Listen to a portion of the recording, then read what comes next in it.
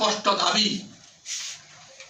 এক, ধর্মীয় জাতিগত সংখ্যালঘুদের ভোটাররা যাতে নির্বিঘ্নে ভোট কেন্দ্রে যেতে পারে, প্রার্থী হওয়ার কারণে কোন রকম বাধার সম্মুখীন না হতে হয় এবং নির্বাচনী প্রচারণা অংশগ্রহণের সমান সুযোগ পায়, তার জন্য নির্বাচন কমিশনকে লেভেল প্লেইং ফিল্ড তৈরি করে ইতিবাচক পরিবেশ সৃষ্টির জোর দাবি জানাচ্ছি। 2, নির্বাচনী প্রচারণায় ধর্ম ও সাম্প্রদায়িকতার ব্যবহার নিষিদ্ধ করা হোক।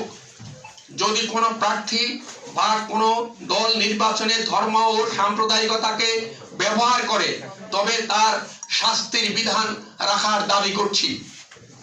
3, আগামী ত্রয়োদশ জাতীয় সংসদ নির্বাচন সংখ্যালঘু ও আদিবাসী সম্প্রদায়ের নির্বিঘ্নে ভোটদানের উপযুক্ত পরিবেশ নিশ্চিত করা হোক।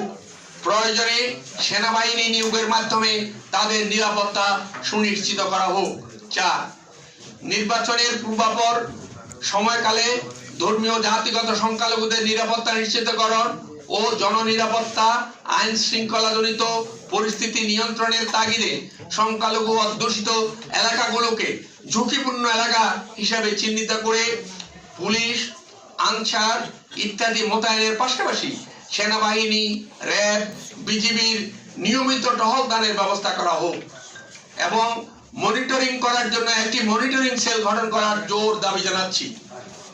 5, নির্বাচন কমিশন কর্তৃক সংখ্যালঘু নিরাপত্তায় গৃহীত যাবতীয় পদক্ষেপের বিষয়ে জেলা প্রশাসক, পুলিশ সুপার, নির্বাচন সংশ্লিষ্ট সকল আইন শৃঙ্খলা বাহিনীর সদস্য, রাজনৈতিক দল ও জোটের নেতৃবৃন্দ, নির্বাচনের প্রার্থী সহ প্রার্থীর সমস্ত সকলকে সম্যকভাবে অবহিত করা হোক। রেডিও ও টেলিভিশনে তার জনগণের জ্ঞাতার্থে প্রচার করা হোক। 6, সকল ধর্মীয় উপাসনায় যথা মসজিদ, মন্দির, প্যাগোডা, গির্জা নির্বাচনী প্রচার কাজে ব্যবহার নিষিদ্ধ করা হোক।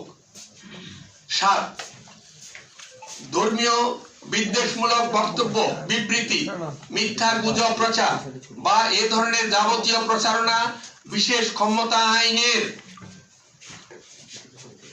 2F4 ও 2F7 ধারায় প্রিজুডিশিয়াল অ্যাক্ট, যা ক্ষতিকর কার্য হিসাবে অপরাধ গণ্য,